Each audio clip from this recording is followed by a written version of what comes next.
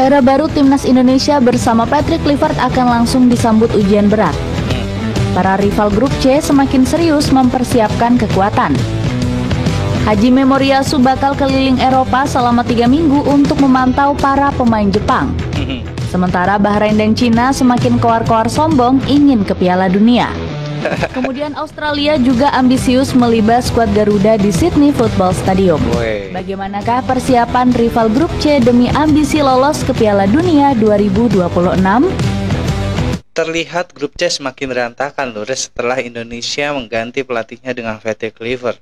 Bahrain kali ini ditinggal oleh pelatihnya. Cina sendiri pun sibuk menaturalisasi untuk menyaingi timnas Indonesia kita.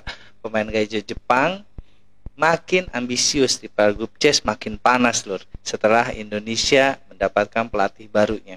Mereka penasaran dengan kejutan apa yang akan ditampilkan oleh timnas Indonesia nanti saat melawan Bahrain dan juga Cina.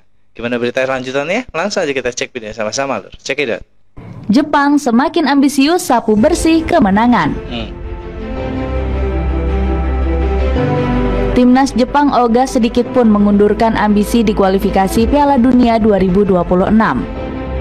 Skuad Samurai Biru ingin sapu bersih kemenangan meski sudah hampir dipastikan lolos. Pasukan Matahari Terbit masih nyaman menguasai puncak klasemen grup C dengan 16 poin. Meski sudah hampir lolos, Hajime Moriyasu malah ambisius mengejar target super fantastis. Walaupun kami bisa lolos ke Piala Dunia pada Maret, target kami adalah memenangkan Piala Dunia, ucap Moriyasu. Rencana gila sang pelatih langsung dimulai dengan persiapan serius sejak bulan Februari. Moriyasu kabarnya bakal keliling Eropa untuk memantau perkembangan anak asuhnya. Ada Daichi Kamada, Kairo Mitoma, Takehiro Tomiyasu, dan Wataru Endo yang mentas di Liga Inggris. Banget Jepang. Sementara Ritsudoan, Hiroko Ito, dan Ko Itakura bermain di Bundesliga. Kemudian ada Takefuso Kubo, Zion Suzuki, dan Takumi Minamino di belahan Eropa lainnya. Kekuatan penuh Jepang ini dinilai bakal sanggup melibas Bahrain dan Arab Saudi. Kedua negara ini bakal menjadi lawan tanding skuad Samurai Biru di FIFA Matchday bulan Maret. Bahrain makin berani incar tiket Piala Dunia. Persiapan keras juga sedang dilakukan Bahrain untuk menyambut ronde ketiga. Skuad The Pearl Divers semakin berambisi lolos ke Piala Dunia untuk pertama kalinya. Cita-cita besar ini sudah digembar-gemborkan oleh Dragan Talajic selaku pelatih. Saya yakin generasi ini akan membuat sejarah bagi sepak bola Bahrain di Piala Dunia, ungkap juru taktik asal Kroasia tersebut. Talajic berani koar-koar usai Bahrain membuat kejutan dengan menjuarai Piala Teluk 2024. Pasukan merah bahkan sukses mengalahkan negara-negara unggulan seperti Irak dan Arab Saudi. Meski punya ambisi besar, sang pelatih justru terkesan melupakan tanggung jawabnya. Pasalnya, Talajic malah sibuk melatih tim bertabur bintang dalam laga Amal United Kick-Off. Dirinya melatih Roberto Carlos, Clarence Seedorf hingga Julio Cesar di pertandingan ini. Selain itu, skuad Mutiara Teluk juga dikejutkan dengan kabar terbaru dari AFC.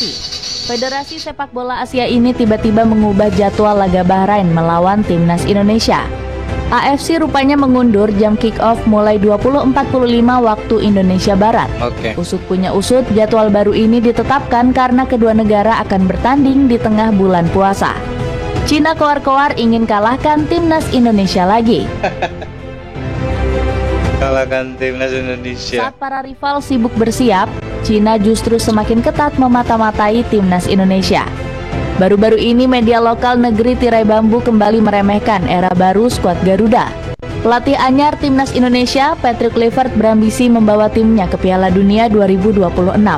Namun kekuatan Timnas Cina bisa menjadi batu sandungan besar bagi mereka, tulis Sohu dengan nada meremehkan. Kanal berita lokal Cina ini juga koar-koar kekuatan pasukan naga merah semakin mengerikan. Kekuatan tim sepak bola putra Tiongkok telah meningkat secara signifikan di bawah kepemimpinan Ivanovic, terutama dengan berani menggunakan kelompok usia 1997 ke bawah untuk mencapai pembaruan susunan pemain, tambah Sohu. Rupanya, kesombongan media Cina justru semakin dibakar oleh koar-koar Branko Ivanovic. Pelatih 70 tahun ini dengan berani meremehkan kekuatan skuad Garuda. Dalam konsep tradisional setiap orang, kekuatan Indonesia tidak setingkat dengan tim Cina. Dan tampaknya kekuatannya lebih buruk daripada tim Cina, ejek pelatih timnas Cina tersebut.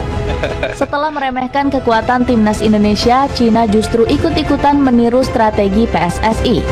CAF selaku federasi semakin ambisius menaturalisasi 2 pemain asing. Iya Lur ya, mereka belum tahu kejutan apa yang akan dikeluarkan oleh Indonesia nanti saat melawan Bahrain dan juga Cina. Sekarang Cina ambisius sekali bisa mengalahkan Indonesia. Mereka tidak tahu kalau misalnya timnas Indonesia kita sekarang punya pelatih baru yang luar biasa, yang pernah menjadi salah satu pemain top skor di Piala Dunia Lur ya. Itu sangat luar biasa. Mereka sekarang boleh saja sombong, tapi nanti kita buktikan di pertandingan nanti Lur ya, bulan Maret nanti. Karena memang Cina sendiri meniru gaya-gaya Indonesia untuk menaturalisasi pemain-pemainnya di luar negeri sana Lur. Mereka tidak mau kalah Lur ya. Dan mereka sekarang sudah berkuar-kuar akan mengalahkan lagi Indonesia untuk kedua kalinya. Kita doakan saja mereka bisa mengalahkan ya Lur ya, kalau bisa silakan.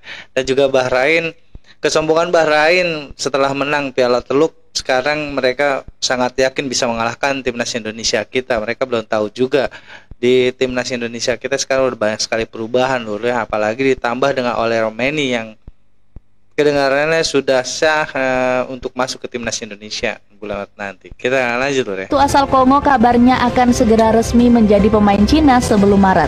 Jika naturalisasinya rampung, sang pemain bisa menghadapi Arab Saudi dan Australia. Anehnya, naturalisasi Maritu justru dihujat oleh publik Cina karena berstatus pemain gaje. Striker 25 tahun ini rupanya masih belum punya klub sejak September 2024. Bahkan Maritu cuma mencetak 7 gol dari 23 laga di musim terakhirnya membela CZ Mighty Lions. Proyek naturalisasi Cina makin gak jelas karena rebutan pemain keturunan dengan Malaysia. CAF sedang gerak cepat mengamankan Rian Tiago yang berdarah Australia. Australia ingin habisi skuad Garuda di kandang. Wow, ini nih ya, yang sok lagi aja. Persiapan serius juga dilakukan Australia jelang menjamu timnas Indonesia di bulan Maret. Pasukan Socceroos sudah berambisi menghabisi skuad Garuda di Sydney Football Stadium. Tony Popovic selaku pelatih ingin Australia tampil garang di depan suporternya sendiri. Laga kandang di Sydney Football Stadium ini juga bakal terasa emosional untuk sang pelatih. Ini akan menjadi momen istimewa bagi keluarga dan sahabat dekat saya yang telah memainkan peran penting dalam karir saya, ungkap pelatih kelahiran Sydney tersebut. Ya, tapi Australia jangan diremehkan juga Lur ya, karena memang Indonesia pernah kalah oleh Australia ini. Dan kita harus benar-benar menjaga Lur ya, timnas Indonesia dari pemain-pemain Australia yang memang ya kita kelihatannya dari permainannya bagus juga Lur. Tapi timnas Indonesia tidak boleh ngedown dengan semua itu, karena memang timnas Indonesia nanti bulan Maret nanti saat melawan Australia sudah ada oleh Romeni Lur ya. Sebagai penyerang memang kita tahu timnas Indonesia kita di depannya emang tumpul ya, kurang gebrakan penyerangnya. Mungkin dari sisi back dan juga sayap kiri, sayap kanan, tengah udah bagus Lur. Cuman penyelesaian di akhir untuk penyerang-penyerang timnas Indonesia kurang bagus. Tapi kita tidak usah khawatir, di bulan Maret nanti oleh Romani sudah bergabung ya, akan ditempatkan sebagai ujung tombak untuk timnas Indonesia. Kita doakan Indonesia dapat mengalahkan Australia, Bahrain dan juga Cina Lur ya. Kita lanjut. Meski diuntungkan, Popovic tetap ogah meremehkan skuad Garuda di bawah asuhan Patrick Kluivert. Kluivert tidak punya banyak pengalaman dalam melatih, tetapi dia mungkin melihat ini sebagai kesempatan untuk melakukan sesuatu yang istimewa. Dan kami mendoakan yang terbaik untuknya, tetapi tidak pada bulan Maret melawan Australia, ungkap Popovic. Sayangnya Australia masih kehilangan Harry Souttar dan Connor Metcalf akibat cedera parah. Padahal kedua pemain ini menjadi pondasi lini pertahanan dan sektor tengah skuad Socceroos. Kehilangan Souttar bakal menguntungkan lini serang timnas Indonesia. Pasalnya bek jangkung ini bikin serangan skuad Garuda gagal total di pertemuan pertama. Sementara absennya Metcalf juga bakal membuat lini tengah Australia keropos. Alhasil timnas Indonesia bisa mengambil inisiatif untuk lebih banyak mendominasi bola. Timnas Indonesia kebut naturalisasi jelang ronde ketiga. Nah ini dia, kita tunggu-tunggu Lur ya. Semua persiapan serius rival grup C ternyata nggak bikin timnas Indonesia kena mental. Sebaliknya, skuad Garuda justru semakin ambisius menyambut FIFA Matchday bulan Maret. Buktinya proses naturalisasi oleh Romaini yang sempat tertunda akhirnya disetujui oleh DPR RI. Wes, iya kan? Alhamdulillah, saya berterima kasih dan apresiasi atas keputusan cepat anggota Dewan yang terhormat di Komisi 10 dan 12, ujar Erick Thohir. Kedatangan Romaini bakal membuat serangan pasukan Merah Putih menjadi lebih tajam. Ya. Selain mengisi posisi ujung tombak, sang pemain juga menjadi ancaman lewat sektor sayap. Bukan hanya amunisi pemain baru, Patrick Kluivert juga menambah staf pelatih anyar. Zulkifli Syukur yang sedang meroket bersama Persela Lamongan berhasil dibujuk bergabung. Kluivert juga telah merekrut ex-pelatih kiper Dewa United, Sjoerd Woedenberg. Selain memperkuat staf kepelatihan, ex-pemain Barcelona ini juga memantau laga Liga 1. Pertandingan sengit antara Persija Jakarta versus PSBS Biak disaksikan langsung oleh Kluivert. Sosok Raihan Hanan diprediksi berhasil mencuri perhatian sang pelatih. Gelandang serang kelahiran Jakarta ini sukses bikin 1 gol ke gawang PSBS Biak.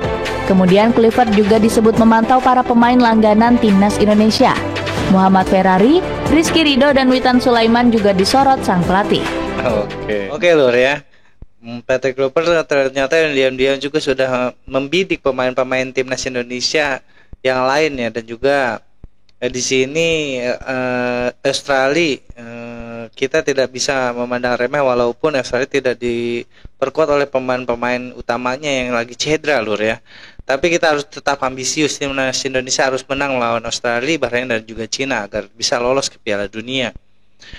Ambisi dari timnas Indonesia sekarang kita tidak akan lemah lagi di lini depan, karena memang seperti gue bilang tadi, Ole Romani akan tetap bergabung di bulan April nanti saat melawan Cina juga Bahrain, dan juga di Maret Lur ya melawan Australia ya. Ole Romani sudah dapat bergabung dengan timnas Indonesia, itu sangatlah luar biasa. Ini adalah pertandingan yang sangat ditunggu-tunggu oleh timnas Indonesia dan juga fan berat Indonesia di seluruh dunia Lur, karena memang timnas Indonesia nanti adalah banyak sekali pemain-pemain bertabur bintang Lur ya, yang akan makin seru untuk disaksikan. Itu sangat luar biasa. Kita dukung terus timnas Indonesia kita Lur. Dan yang terakhir Lur, jangan pernah bermain judi online, karena memang judi online itu hanya merusak keuangan kita, bukan menguntungkan tapi merugikan, memiskinkan bukan mengayakan. Sekian reaction dari gue kali ini, kurang lebih gue minta maaf. Assalamualaikum warahmatullahi wabarakatuh.